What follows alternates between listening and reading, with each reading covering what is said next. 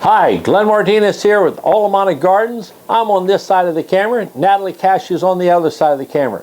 Natalie's asked me to do a special project. Her and Murray Hallam down in Brisbane, Australia. They have suggested perhaps I should share with people why did I go down the path of doing the air pumps. What's the big deal about? Here's what it's about, guys.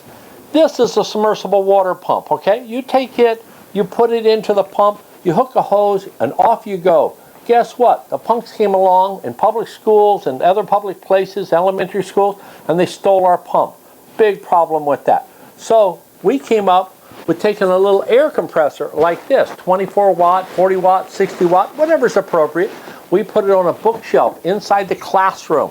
When you put it up in a bookcase on a classroom, it's quiet, it just sits there and hums, and all you got is a little garden hose going out the window.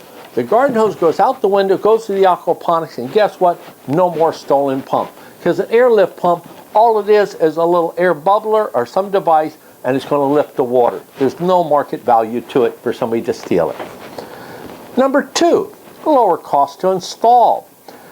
You know, we were out trying to bid do an aquaponics system, and guess what? We had to hire electrical licensed contractors to go out and install the outlet in the school system. When we did that, the electrical contractor bid came in as much as the whole aquaponics system was. So our project got put on hold. So guess what?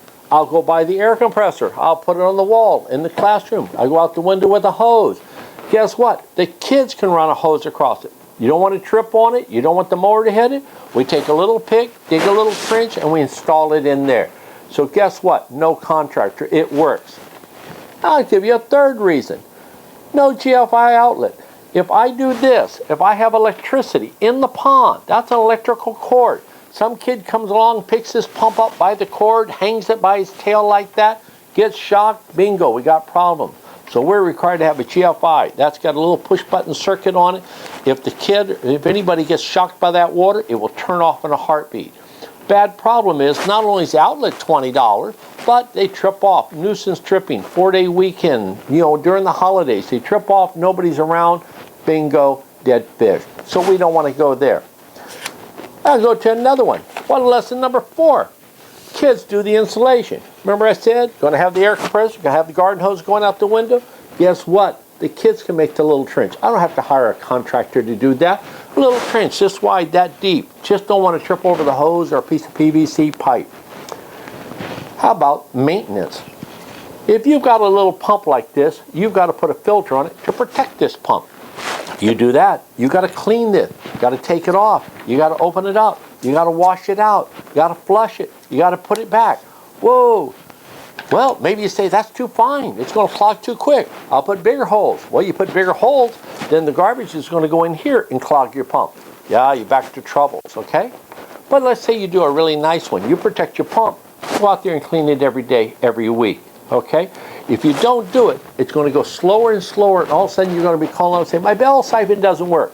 Your bell siphon doesn't work because you're not pumping water up there enough to flush it anymore, okay? It all comes back to the maintenance, okay? So, I want to get out of the maintenance. Guess what? I got my little air compressor. I got air bubbling up. I got my little stone. You see this? I clean this off with a scrubby every couple of months. I pick up the hose, I go scrubby, drop it back in. Good to go. Many of our air pumps have no moving parts whatsoever. You can lift them out, wipe them with a rag, put them back in. You ready for this? I've been doing these air pumps now. I think we're in our 3rd or 4th year of doing the airlift pump. We haven't cleaned one yet, folks. That is not the problem, okay? They're virtually maintenance free. How about moving parts? See this little pump here? Inside here, there's a little propeller that just spins and spins and spins. Guess what? One little thing go in there, it clogs it. One little rock, one little tomato root get in there, it's going to clog it up, okay? And it's going to jam it. Moving parts, wear and tear. That's a major problem for us. So, my parts, most of our pumps have no moving parts whatsoever, okay? And the ones that do, the checker valve, it's 1 2-inch check valve. Boom, boom, boom, boom. It's rated to pump sewage for 10 to 15 years without a problem, okay?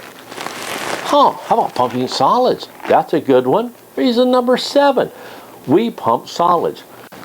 This cannot take anything that will clog that little propeller coming around. On the other hand, I can pump up anything that fits through a 1-inch pipe. If it can be bubbled up, if it will float in water, like a stone or that, the air bubbles lifted up, it will go through a system, no problem at all. How about if I can pump solids, I can pump live fish. I can pump baby shrimp. I can take little bitty fish, and instead of having a real fine net on it, I can have 1/4-inch slots. I can have my little fish go into the slot, go down through the airlift, and be lifted over to a 55-gallon aquarium, and I can separate my stock out without injuring them. No more running around with little nets in the morning. Oh, how about increased lift? Let's say you have your little pump.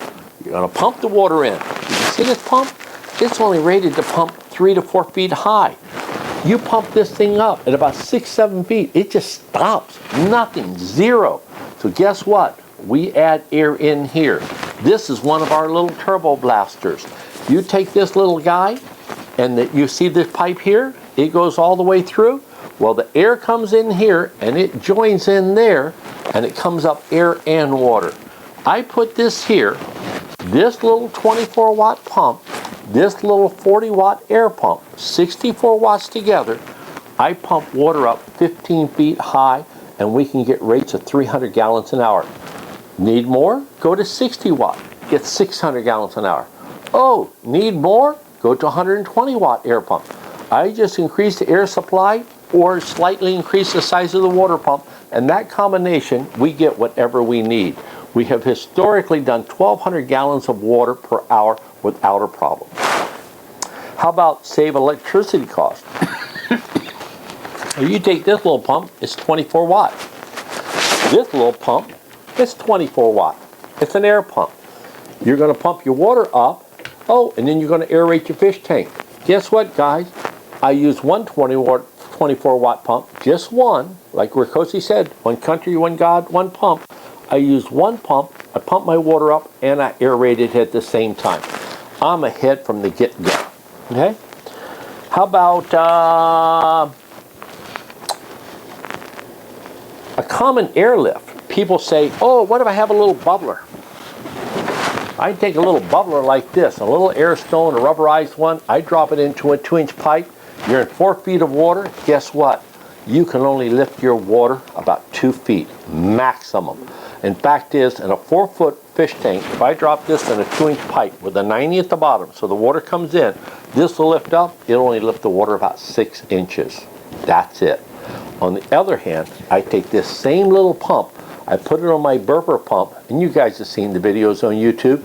We routinely pump 4 feet high and a minimum 150 gallons an hour. That is impressive, okay? I can pump higher. Yeah, we can take an airlift like this, put it in here, go up 15 feet, put another little turbo junction like this, and Natalie and I have gone down to the Philippines. We've gone to Dumaguete Agricultural College.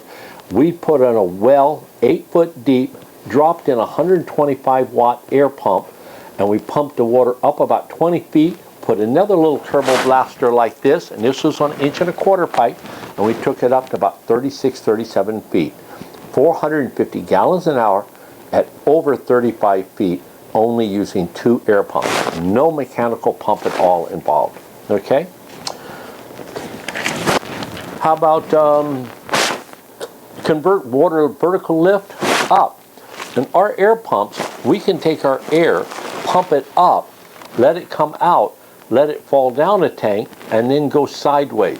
So we can convert a vertical lift going up, going over, falling into a pipe, aerating coming down, and at the bottom put a 90-degree on there, and I can spin my fish tank with what you would normally think would only do a vertical lift. Okay, big difference there. Why? Because quite frankly, I've never seen a fish swimming straight down. I see them swimming sideways in the fish tank. So we want a sideways current. How about vertical farming? Quite the rage. Have a hanging tower. Hanging towers of Babylon. Well, if you're going to have a tower hanging down, you've got to pump the water up there. Fish water up there. And it's got to trickle all the way down and come back, and clogging can't be allowed to happen.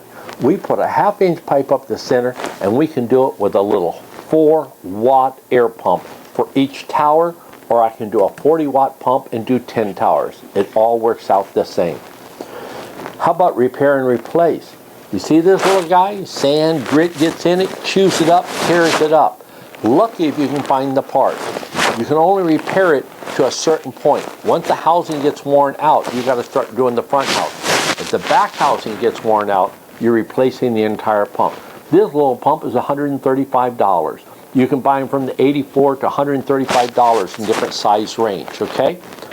The little air pump, oh, this little guy's $150, $165. But guess what? The repair parts on it are a little rubber gasket. An elementary kid could change this sucker out, okay? There are no other parts to wear out by and large. We have been running them here on the farm. We've been going now since 2008 or 2015. I have not replaced a pump yet. That's about as good as it gets in life. How about this little guy? If it runs dry, the water comes down and no water goes in there, this melts. I've got a collection of these. I've got 5 amp sump pumps melted like the Leaning Tower of Pizza. Why? I walk away. Okay? Oh, you try to put a limit switch on. Oh, but it gets hung up. One thing or the other goes wrong. This runs dry, it dies. Guess what? Air pump runs dry? No big deal. It's just air. It's just bubbles. Okay? No big harm. Okay? How about this one? Auto shut off. If I have an airlift going on the side of a tank and I'm lifting the water up and out, if the water in the fish tank gets too low, the airlift can't lift. I just simply stop pumping. When the next cycle comes and my fish tank fills back up, I start pumping again. No harm, no foul. How about increased capacity? Let's say you've designed your system. You got it just right. You got a 600-gallon system. You got about 6 100-gallon biofilter beds going, and you go, wow, I want to have float beds. I need to have more water circulating. You know what I do? I take off the 24-watt pump and I put in a 40-watt pump. Or I take off the 40, I put in a 60. Any tools required? Any change in plumbing? Not really. You know why? Because we have discovered that we do all of our hose fittings, we use garden hose fittings on them. I can change out the parts without using any tool. I can take this pump right here. I take its little hose here, coming off of it. I don't need to go get a tool. I simply do this, folks. I take off the small pump, I put on the large pump. I can do this at 11 o'clock at night with a light from my cell phone. I'm not hunting for any tools at all. That's a biggie. Let's see what else we got. Money. Oh, this is my favorite. Money. Okay? Here's the simple lesson in math. If this is 24, 25 watt, the little pump like this, and if it runs for, say, 24 hours, okay? If you said that, if you did the math on that, if you ran, let's say it's a 40-watt pump, twice as big as this almost. 40-watt pump for 25 hours would be 1,000 watts. That's 1 kW. Here in Hawaii, that's 35 cents an hour to run that thing. But not an hour, per day. 40 watts times 25 hours, that would be 1 kW. 25 times 40 is 1,000. So that's it. So it's going to cost here in Hawaii, it's going to cost me 35 cents a day to run this pump. Okay? Now, if I want to run this one, and it's going to cost 35 cents, and that one's going to cost 35 cents, that's 70 cents. If I just run one, I've cut my bill in half. So is it important? Well, when we come up to pumps that are pumping like 5 amps, and 5 amps is, that's 5 times 750 watt, that's 3,500 watts, or 3.5 kW. That's per hour.